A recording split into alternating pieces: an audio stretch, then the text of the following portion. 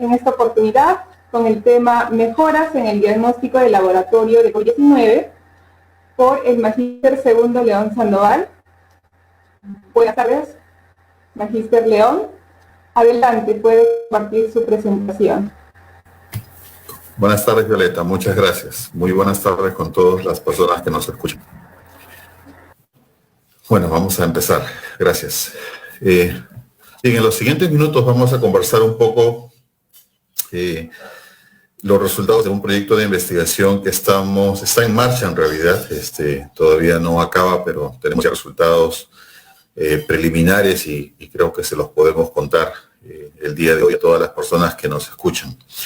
La idea es trabajar a partir de las cosas que conocemos en el laboratorio en mejorar el diagnóstico del laboratorio de COVID. Vamos a hacer una rápida revisión de algunas cosas que están pasando alrededor del diagnóstico de COVID, que es importante recordar.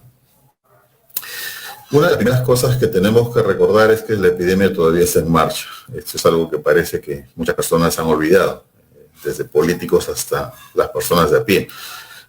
Al día de hoy tenemos más de 1,5 millones de personas fallecidas a causa del COVID-19 y en las últimas horas han habido muchos casos nuevos en todo el mundo. Más de 350,000 casos se han reportado, lo cual nos hace pensar en la cantidad de información que se está procesando día a día a partir de los datos de laboratorio. De hecho, el Perú, al igual que muchos otros países, tanto desarrollados como en vía de desarrollo, los que llevamos ahora a países de altos ingresos, como los países de medianos ingresos, han colocado muchos esfuerzos, no solamente humanos, sino económicos, en proveerse de pruebas rápidas, pero esto es algo que todo el mundo está utilizando en este momento. Pero también hay un esfuerzo tremendo en proveer a la comunidad con pruebas moleculares, porque finalmente son estas, como vamos a ver más adelante, aquellas que con mayor confianza nos dicen si la persona tiene o no tiene una infección. Cuando nosotros miramos un poco a las pruebas formales que hay en el mercado, y estoy hablando de todo el mundo, esto es información al día de hoy, más o menos existen 975 pruebas formales en el mercado mundial, todas estas destinadas al diagnóstico de la infección por SARS-CoV-2. De estas 975 hay una gama de pruebas con diferente característica, ¿no? La tercera parte de estas pruebas disponibles son pruebas rápidas, aquellas que utilizamos con el pinchazo de dedo o algunas otras que incluso se hacen en hisopado nasofaringeo. 261 de estas, más de 900 pruebas son pruebas moleculares que se hacen manuales, es decir, está disponible el reactivo, pero no hay un equipo específico para su procesamiento. 118 pruebas son pruebas moleculares automatizadas, es decir, que tienen un equipo asociado que puede hacer las pruebas de manera más sencilla y de manera continua. Y poco más de 160 pruebas son inmunoensayos que tienen que hacerse en laboratorios de mediana complejidad. De todo este grupo de pruebas disponibles, la mayor cantidad de pruebas están destinadas a la detección de anticuerpos. 372 pruebas diagnósticas detectan anticuerpos y la mayor cantidad de ellas detectan ambos anticuerpos, IgG e IgM, pero una buena cantidad están empezando a detectar también inmunoglobulina A. Menos de la mitad de estas detectan antígeno 123, que es un marcador importante para el diagnóstico de infección reciente por coronavirus, y 351 pruebas detectan el ácido ribonucleico, que es finalmente el genoma que tiene el SARS-CoV-2. Y solo una prueba detecta citoquinas específicas como un panel destinado para evaluar la respuesta inmunológica en pacientes infectados con SARS-CoV-2. Ese es el escenario mundial con respecto a las pruebas formales que existen en el mercado. y digo formales porque hemos visto a lo largo de los últimos 11 o 12 meses una cantidad de pruebas de diagnóstico que han entrado y se han retirado rápidamente del mercado porque simplemente no cumplían la función que decían tenía que cumplir. Entonces, en ese sentido, en el Perú hemos tenido una discusión permanente. O sea, hemos tenido esta discusión de gobierno, Ministerio de Salud, el Comando COVID, paneles de expertos de diversas escuelas, colegios profesionales y demás sobre cuál es la prueba que debería haberse efectuado, ¿no? Y que debería estar efectuándose principalmente en todo el Perú para poder hacer la detección de casos de infección por SARS-CoV-2.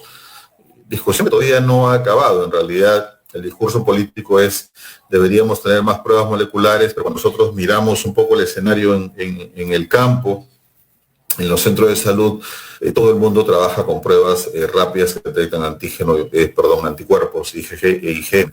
Es más, muchas de las pruebas han sido cuestionadas también en el camino. De hecho, la prensa ha tenido una gran influencia en mostrarnos el desempeño de algunas pruebas a nosotros que pertenecemos a la población general y a nosotros también que sabemos algo de pruebas de diagnóstico de laboratorio. Si nosotros miramos un poco el movimiento de pruebas que se ha hecho en el Perú, de hecho que cuando empezó la pandemia aquí en marzo de este año, hemos ido incrementando el número de pruebas a lo largo que ha pasado los meses.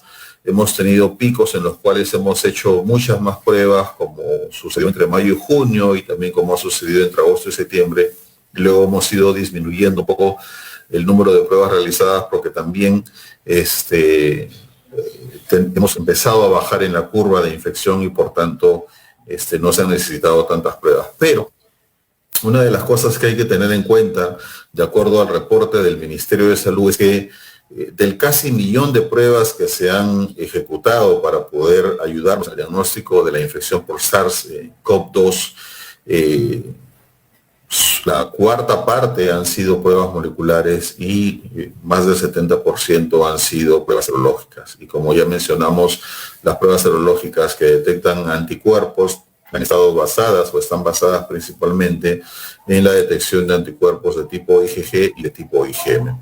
Quiero puntualizar esto de IgG y de IgM porque, como vamos a ver en la siguiente figura, si nosotros detectamos IgG, IgM o la combinación de ambas, y nosotros miramos un poco la tasa de positividad, es decir, qué tanto nos ayuda a decir si una persona está positiva, basado en los días después del inicio de síntomas, ojo, no después de la infección porque no sabemos cuándo la persona se infectó, sino que lo que sabemos es cuándo aparece el primer síntoma.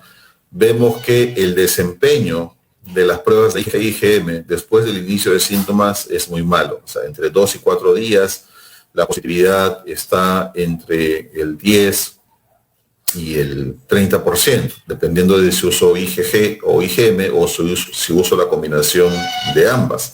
Es más, a medida que avanzan los días puede ir mejorando este porcentaje de positividad y casi nunca llega al 100%, se aproxima, y eso se logra recién después de 2 semanas y media a 3 semanas. Eso quiere decir que nosotros en Perú, cuando hemos utilizado este 70% de diagnósticos basados en pruebas serológicas que detectan anticuerpos de tipo IgG e IgM, en realidad hemos estado haciendo un diagnóstico tardío.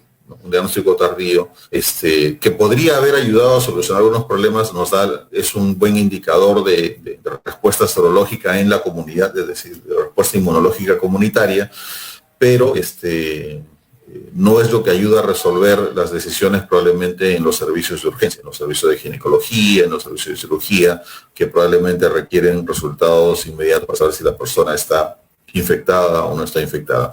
Y esto debido a que, y esto es algo que conocen las personas que trabajamos en enfermedades infecciosas, debido a que la respuesta inmunológica es más temprana, se da entre las 2 a 3 semanas después de iniciada la infección. Es decir, si yo tengo una persona que se infecta en la semana 1, la respuesta inmunológica, que la vemos aquí en líneas punteadas, se va a dar 2 a 3 semanas después. Es decir, yo tengo un periodo de ventana, ¿no? De ventana, es una ventana en el cual no puedo detectar anticuerpos entre el día en que la persona se infectó y el día en que empiezan a aparecer los anticuerpos. Y es más, los anticuerpos empiezan a aparecer y empiezan a elevarse a medida que pasa el tiempo. Eso quiere decir que las pruebas con una sensibilidad analítica muy alta van a poder detectarlos en los primeros días de aparición de anticuerpos, que las pruebas que tienen una sensibilidad analítica baja van a tener que ser utilizadas probablemente algunos días después. Entonces, hay una combinación de elementos que es importante cuando se tiene en consideración el uso de anticuerpos.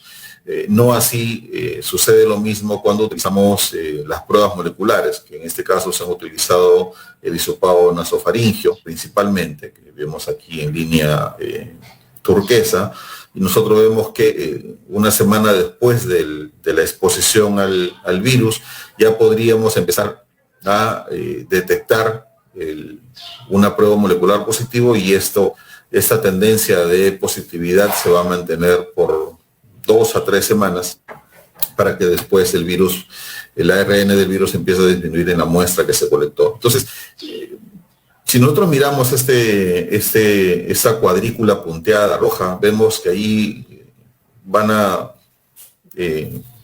incluirse diversa cantidad de metodologías para detectar el virus o los anticuerpos o el antígeno, y el desempeño de cada una de las pruebas va a ser distinto, pero como vemos en las semanas en las que las personas tienen síntomas, probablemente las mejores pruebas para utilizar son las pruebas moleculares y las pruebas de antígenos, que son las que ahora recién están inundando el mercado. Entonces, analizando un poco eso, nosotros estuvimos buscando alternativas de diagnóstico que pudieran ser útiles para poder ayudar en el manejo de la epidemia. Y de hecho es un poco lo que les quiero contar en el estudio que estamos realizando. Una de las cosas que nosotros hemos trabajado es una nueva alternativa en el diagnóstico que combine algunas cosas que para nosotros son importantes, ¿no? Que combine el diagnóstico molecular, importantísimo, porque ya nos hemos dado cuenta que hace el diagnóstico mucho más temprano después de la exposición al virus, que sea rápida, es decir, es una prueba que me dé resultados inmediatamente. Recordemos que la prueba molecular convencional que se utiliza en el Perú es derivada de los laboratorios centrales del Instituto Nacional de Salud, si es que estamos en Lima, y si estamos en algunas ciudades donde no hay diagnóstico molecular, tiene que ser transportada hacia Lima. Solo en Lima ese resultado podría demorar 48 horas. ¿No?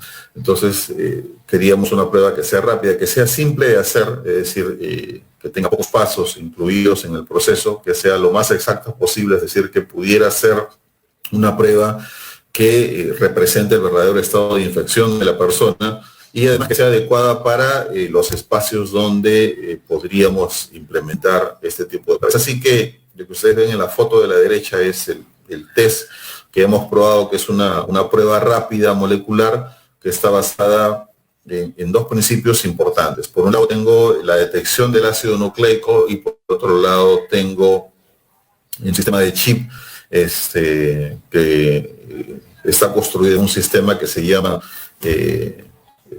sistema de fluidos, ¿no?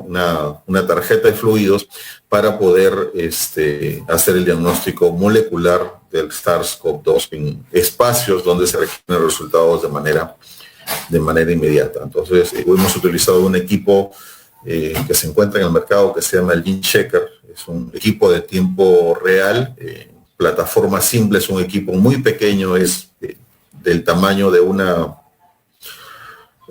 del tamaño de la base de una licuadora casera, y utilizamos esta prueba que se llama el SmartCheck para la detección de coronavirus. Hemos procesado un grupo de 62 muestras de hisopado faríngeo de pacientes que llegaban por la emergencia o por monitoreo COVID al hospital Edgardo Rebagliati Martins, ¿no? Y que llegaban básicamente con sintomatología de respiratoria, la sintomatología asociada a la infección por COVID-19. Entonces, a todas estas personas las hemos analizado en ciego para comparar los resultados que nosotros teníamos en el equipo que estábamos tratando de evaluar comparado con la prueba de referencia, que es la prueba que hace el Instituto Nacional de Salud. Entonces, el Hospital Revelati se encarga, en este caso, de enviar muestras de secreción nasofaringea al INS para que le haga la apuesta. Entonces, lo que nosotros hemos hecho es tomarle a los pacientes dos hisopos. Un hisopo que iba al procesamiento con la prueba que nosotros estamos evaluando y el otro hisopo que seguía el proceso regular de diagnóstico establecido por el Instituto Nacional de Salud en el Perú. Ambas plataformas moleculares y detectando los mismos genes como objetivo. Lo que ven en fotos es el equipo que tenemos disponible. Les decía que este es un equipo pequeño del tamaño de la base de una licuadora. Ustedes pueden ver la caja de guantes al costado. Esto es como apilar 4 cajas de guantes. En realidad es un equipo muy pequeño con muy poco peso. Y lo que ven arriba a la derecha, al lado del guante con la pinza, es el chip. Este chip, que está basado en un sistema de microfluidos, tiene todos los reactivos liofilizados en un sistema de canalículas. Gráficamente lo pueden ver arriba a la izquierda. Es un sistema de canales, ¿no?, donde todos los reactivos están liofilizados. Y el reactivo que se encarga de humedecer cada uno de estos reactivos liofilizados es finalmente el buffer con la muestra. Ustedes pueden ver que hay números, cada número representa un pocillo. Entonces se puede agregar un control negativo, un control positivo, y se puede cargar al mismo tiempo 4 muestras por duplicado, porque se detectan 2 genes. Entonces cada uno de los cuadrados verdes aquí representa la inclusión de una sola muestra, la cual va a ser analizada para 2 genes. Pero también se darán cuenta que cada uno de estos casilleros verdes no solamente tiene 2 líneas de corrida, sino que cada línea tiene 2 orificios, 2 puntos.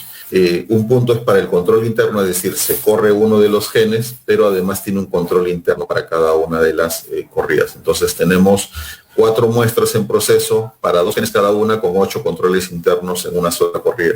Entonces, la pantalla del equipo es una pantalla pequeña, como la pantalla de una tableta electrónica, y que después del tiempo de procesamiento nos emite el resultado si es positivo o si es negativo.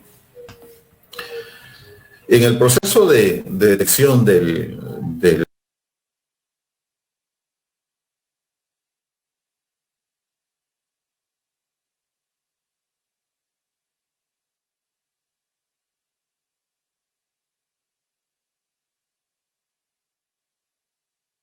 ¿no? Es decir, el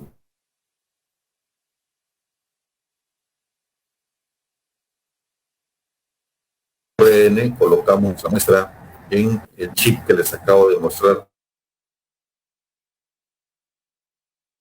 Entre obtener la muestra, colocarla en el criovial y colocarla en el chip, toma más o menos 5 minutos.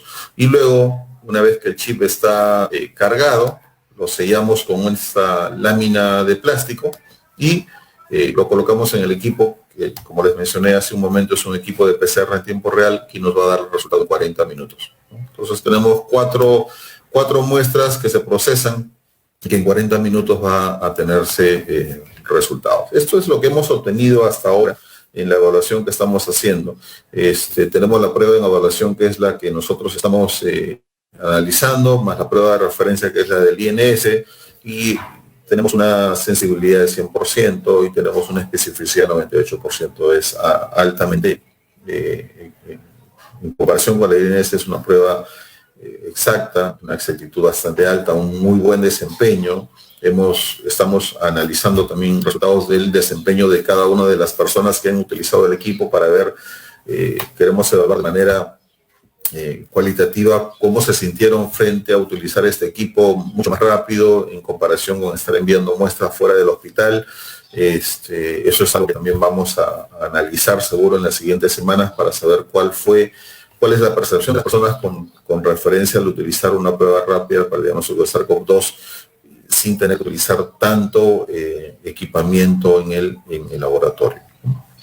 En general, podríamos decir, un poco para resumir, lo que hemos estado haciendo es que sí es posible tener en el escenario Perú diagnóstico mucho más rápido, que sea simple, que sea molecular, que es lo importante, es lo que se necesita en los hospitales, esta prueba puede hacerse al lado del paciente. Definitivamente es un equipo que se puede transportar a muchos lugares. La única desventaja es que necesita electricidad, pero